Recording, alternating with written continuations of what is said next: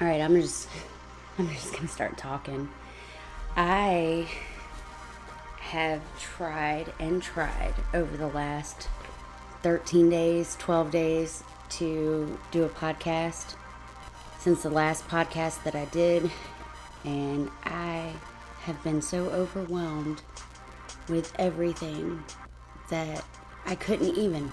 So this will be podcast number 4, because I think Good Morning Sunshine was episode 3. So this is 4. We'll call it chain of events. There'll be one more, a few reels, whatever, before Election Day. Because whether or not anyone hears this before Election Day, at some point it will come out. And that's my hope. Because if people hear it, then they'll know that at least I tried. At some point I tried. And I've been trying on other platforms, and I've spoken silence, and I have done multiple things that make probably zero sense to a lot of people, but that's okay. I hear a song, I hear words in my head, I write them down, I feel all the feelings for every person that I ever meet, and it is overwhelming to watch the news, to just anything these days. Election year is the worst year ever. How is that possible, that election year is always the worst year? That is not what America is supposed to be like, but that's what happens. So I'm gonna go back to, let's see, Friday the 18th. Took a road trip. Pictures, videos to come. That's an after the fact thing. I am the afterthoughts girl. I am. It just is what I do. And hindsight is 2020. Everything will be revealed when it's supposed to be revealed. That's fine. Took a road trip. Went from North Carolina, which, by the way, let's go ahead and side note, college football this past Saturday, 41-14. Did you see that coach's face when he was honoring a fallen player? It was beautiful. And Virginia Tech, no disrespect, because I happen to have been in the mountains, pregnant with my son, my only child, when we were on our way back, and all of the cops and ambulances and everything were en route to Blacksburg. Did not know why, when we were heading out, what the commotion was, but it turned out to be the Virginia Tech shooting, and that is just, whew, and no disrespect to the coach.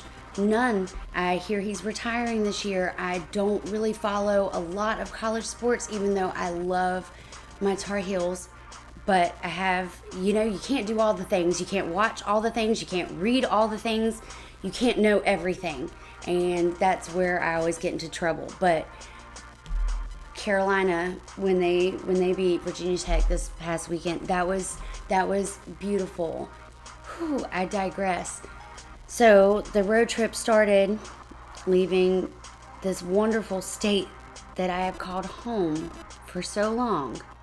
We went from here to Texas, and the first thing that we saw when we got on the interstate was the Kamala and Waltz bus.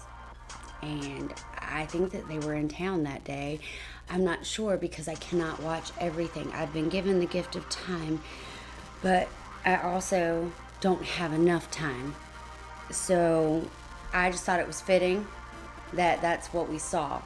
So going to Texas, there's several routes you can take. But there's South Carolina, and then there's Georgia, then there's Alabama, then there's Mississippi, and then there's, Louisiana, Mississippi, and then Texas. And met a lot of cool people along the way, but I thought it was very interesting how, you go through these supposed, there's a couple of blue states in there, but we went from our supposed probably gerrymandering red state all the way across these couple of blue states and through red states just to go to the biggest red state. And it was all totally worth it. And it made me think of the Bible Belt, because I would look up and I'd see these ads, these billboards and everything, and they were cruel. They were awful. They were not what Jesus would have wanted. That's not what he would have said. That's not how he would have wanted people to feel. And then every other billboard was either about casinos or adult rated stores. And then there were some, and hey, Louisiana, how about you being all progressive and everything with your medical marijuana fields? Because medicinal purposes, that is a thing. So, but all these states, and they're the Bible Belt, and they just thump on that, don't they? And it's not okay. To me, anyway. Because I keep seeing the bigger picture or the small details. I'm not the big picture person. I just am the small details person. I'm not the fact checker. I'm not that one. It's just so difficult to keep up with everything. But watching or going and meeting these people along the way, there were a couple, I'm not going to mention names and everything, but they're all awesome people. So first couple of gentlemen that I met, they were from a military base, and they were super nice and friendly, and I've never met a stranger. So we were chatting, and one, I believe, was from Jamaica, and the other one was kind of Somalian. So from all that area. Both were not American citizens who voted. They were just there on the military base a few hours away from where we were. It was the most interesting, awesome conversation, and they were all about Trump. They were. And one of them said something so amazing to me. Both of them actually did, but one of them was older, closer to my age, and then the other one was a little bit younger, but I could see the wheels were turning in their heads while I was talking to them as well. But the older gentleman said, Trump wants us to be here. And I was like, but you can't vote for him and everything. And he was like, no, but you don't understand. He wants us here. Let that sink in for a second. And I am all for, hey, I'm the person that is not mad at immigration and borders and everything like that. I very much care about the safety of our country and the safety of my child and everyone that I know and love and everyone that I don't know but still love. But the way that it's portrayed and blamed on one part of the government and not the other, and the way that the media sees it, and the way that it is just, it's so much. See, it's so much. You can't even get into it. But I thought it was really interesting. He was so smart and wise, and he was like, from Jamaica, we get our stuff and we work hard and we pay for it, not on credit, we just pay for it. It's kind of like they live within their means. But he was like, but Trump wants us over here because America is a big melting pot. And he's right. And I loved that. And he was talking about how Trump's financial plans and economic plans, whatever, was going to totally wipe out the middle class and build it back up. And I was like, hi, I'm that middle class that's been wiped out for the last several years. I'm one of the ones that started building something and lost everything, and I could not catch my breath. So while you think that Trump has a great idea because it benefits you. You can't vote for him, but he wants you here. And I'm sitting here like, just so you know, that middle class that he wants to wipe out, he's already done that. He's already wiped us out. There is no middle class. We're getting by with what we can do. We've lost everything and we're trying to build ourselves back up. But so he was, I wish I could say their names, both of them. They were such nice guys, and it was the coolest conversation, very level-headed. There was no argument. We just went back and forth, and I could have talked to them for another hour or two. It was awesome. And I learned a lot, but I can't recall everything. I just thought that part was interesting because, of course. But thank you, Trump. Okay, so moving on. And I wish these two gentlemen very well. Thank you for being so open, honest, kind, and just having a great conversation with me when you were in a hurry to leave to get back to your job. And so after that, the next day, that was when the Bible Belt came into play, and I started seeing all of those hideous signs about, they were awful.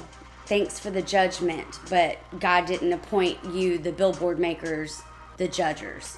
He didn't do that. So when you put this is murder and this and that, and you feel this way and all of that, I'm sorry, did God do that or did you do that? Because I thought God could only judge, but maybe that was just me loving the Tupac song, Only God Can Judge Us. I don't know, but I'm just saying, reading that stuff is traumatizing for somebody like myself. And I'm just gonna keep skipping forward. Met some really cool people in Texas, and I'll disclose why I was in Texas, later on. It'll be apparent and wonderful to some, but Mr. Trump, I want America great again. You are not him.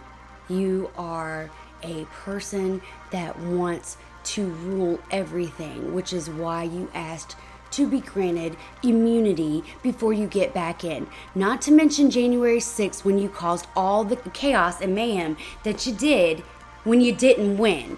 And everything that you want to do, and every Supreme Court justice, and everything that you overturned, and everything that you have tried to set in motion. And did you align with Elon Musk? That's what you did? I had respect for that man for a while. People sell their souls, don't they? I wish they didn't, but they do. And hey, it is what it is. I can't, but I am just, Mr. Trump, you do not get to tell me what to do with my body.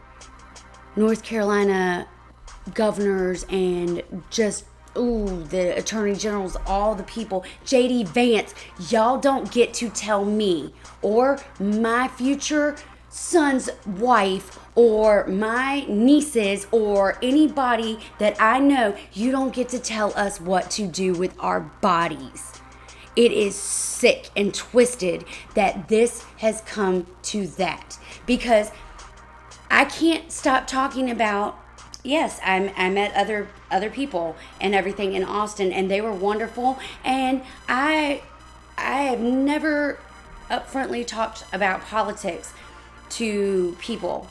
I met this great couple, and we were all happy and excited and everything, and I had my blue Carolina Tar Heels hat on and my blue shirt because I wasn't there to be cute.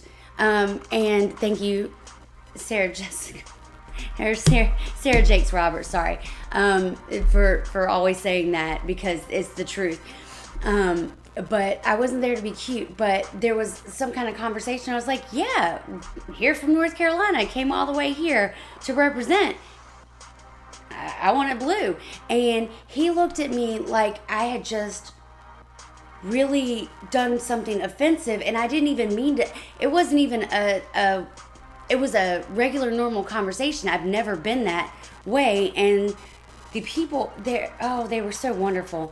But he looked at me and he was like, what, you think just because I'm black that I want Kamala in the office? No, I don't. And that's not what I meant at all. But it's okay. His lovely girlfriend or person, she was amazing and sweet. And then it was time for them to go. And he was like, yeah, well, when you change your mind, we can all talk again. And we had already had like 45 minutes of just fun interaction, just never met strangers. But that was it. And I'm not even mad at him for it. I actually tried to ease the tension in the situation. I find it, my whole point is I find it interesting that there are so many different realities in people's minds. So there are more people, a couple of wonderful people that gave us in directions to get out of the area once we were done in the area and everything. They were awesome. Remember their names too. Amazing people. Yeah. But my whole point about this is that I could sit and spew a lot of facts. I could say a lot of things. I could talk about a lot of pictures and videos and media and live rallies and debates and everything. The point is, it's kind of simple. But we always, especially me, overcomplicate things. What it boils down to is simple. I don't really care if you dislike Madam Vice President. I don't really care if you dislike former President Trump. All I care about is the bigger picture, because yes, everybody can spout it. Lesser of two evils, we know some stuff, blah, blah, blah. Everybody's got secrets. We've all got skeletons. I have a ton of them. But what I really, really, really need y'all to know is that it is kind of simple. Do you want a tyrant or do you want change? Because he is a tyrant. And if you pay attention, he is trying to ruin our country. And he's been doing it for the last 8 years. I will continue that talk later, because I am no saint and I am not without, I am not without my different opinions and everything, but that goes back to the sandwich generation and honoring thy parents and wanting better for our children. So that'll be the last podcast that I do. But I'm just, people, if you love your country, and I know you do, if you care about its future, if you are a good father, or, I don't want to say it like that, because you could be a good father either way, because I love my dad. I love my dad. I'm a daddy's girl through and through, so I don't want to say it like that. If you want to, please take a second and stop thinking about the past and look to the future of your children and your family and your country. You will say goodbye to these bullies once and for all, because I do not think it's going to go well if that is not the case. Now, here's what I will say. It's all in God's hands regardless. And I had said that before I ever even tried to start a podcast only 19 days ago. Whatever side you place yourself on, there's a reason. God knows your heart. It's fine. But I don't believe that either win is going to be a victory at first.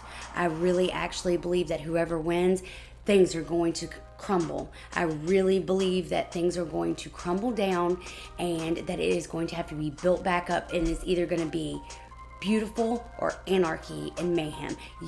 You figure it out. It's for you to decide. I am not here to tell you what to do. I am here to speak on what I feel. And what I feel is, either way, the country's been divided for a long time. Think about what side you want to be on, and feel free to just evaluate, because we've all made mistakes. We've all made mistakes in life. All of us. We've all had bad, poor judgment. We've all made bad decisions. We've all thought that we were doing the right thing. And then, oh, wait, no, we're not, but we don't want to admit it. It's okay to admit it. There's no shame. What will be a shame is if evil takes over, like it has for years and years and years. It is the year of the underdog. I really wholeheartedly believe that. And no matter what that looks like, hey, if I'm wrong, I'm not even tucking my tail between my legs and running off. If I'm wrong, that's fine too. I don't think I am, because of what I feel in my gut and my spirit and what I have been forced to do, because it is not easy to talk about all of this. It is not easy to put yourself out there knowing that there are some family members and friends and people that you've known your whole life that are not going to understand what it is that you are doing. This is not easy to do. So, whatever that means, just know that I love everyone. Everyone. I just think it's time that the mighty fall if they weren't really, really in it for the best intentions. And let's let the good people get theirs for once. Because I think we've all suffered enough. And I speak from experience. I am not middle class. I was lower middle class at best.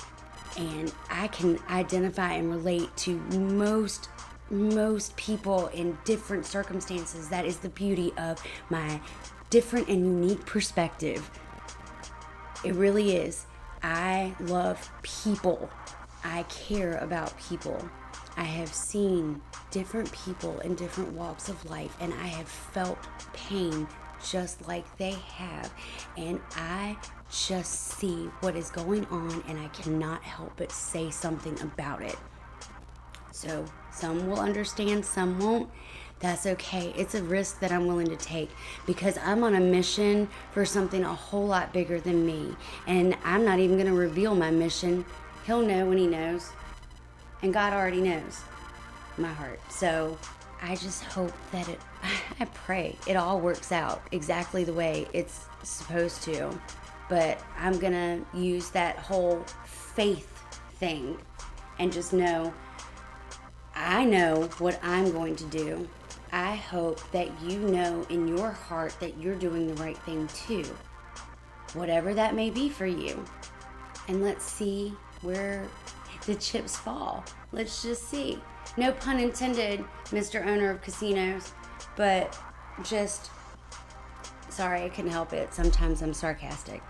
I have gotten so many brochures and so many different things. Y'all do your research. Just, it's a lot. It's too much. And election years should never be like this again. Every time an election year happens, it gets worse and worse. And the half a year prior or 2 years prior, 1 year prior, it doesn't matter. Halfway through, we can't even enjoy anything. It's sad. And I hope and pray for change for this world. The whole world, not just our country, because make no mistake, whatever happens in our country affects the world. We're looked to for a reason. I mean, not to quote John Mayer or anything, but waiting on the world to change. We can't wait. So we're going to have to do this ourselves. And unfortunately, that might actually piss a lot of people off. And yeah, I said that, but I wish it didn't. And it's okay. A lot of people separate themselves from people that disagree with each other. Friends, family members, what have you. That's why I never talked about politics before. And I'm not really actually talking about politics now. I'm talking about humanity. I'm talking about people's lives, their livelihood, their grandchildren, their future great-grandchildren, and their children. It goes on and on. This is a sad state of affairs, but I feel quite optimistic on the other hand. It's gonna work out. God's going to make sure that it works out in our favor. And you can believe that or don't, whatever your religion is. But we'll see what happens. And I'm praying for each and every one of us that we see it through. Because my only stake in this is that I love everyone. And I want everyone to be happy. And I am so traumatized from the last just 8 to 10 years of just, every time you take 2 steps forward, you take 8 steps back. Anybody in the middle class feel me on that? Because what middle class? But anyway, the bright side of losing everything, and really pay attention to this, the bright side of losing everything is you get to start over from scratch and build it the way you want it. So I'm not even sorry I lost everything. Devil, you tried your best. Evil, you tried your best. It didn't work. Gonna keep building from the ground up. See the symmetry? It's okay. More will be revealed in time. But hopefully, I just had to get some things off my chest because, we're running out of time. Or, well, not really, because this is going to continue after Election Day. Whoever wins, there's no winners at the moment because then there's 90 days after that until someone takes office. So this podcast will not end just because Election Day will be over. And no, I have not voted yet because I already know my votes. So that's why I'm hoping to reach a few people. And if I don't, I will be humble enough to never say, I told you so. I will be humble and stay humble because I want everyone to be happy. I want everyone to be okay. But you know what? I want my son to be the best and have the best advantages. I want my nieces and nephews to have everything. I want my friends, children, and just everyone. I want the generations that are coming to have the opportunities that we used to have before they were stripped from us. I just want the world to be better. We can figure that out. Or God can. There'll be one more. Until then, everyone stay safe. Breathe in, breathe out. Pray, meditate. Whatever you do to relax yourself, because it's hard to see billboards, ads. Everywhere you go, people are talking about it. Everything on the news feeds, social media feeds, I get it. Find a quiet place to be still and listen to your intuition and your gut and think about what you want the world to be like. And then just go be that. Because really, we're made up of a whole group of people. And it is not just one person that is going to be commander-in-chief or anybody in the government that can change what we can do when we're united. So just think about what you want to do and go be that. I can quote Gandhi. I love Gandhi. Have a wonderful day.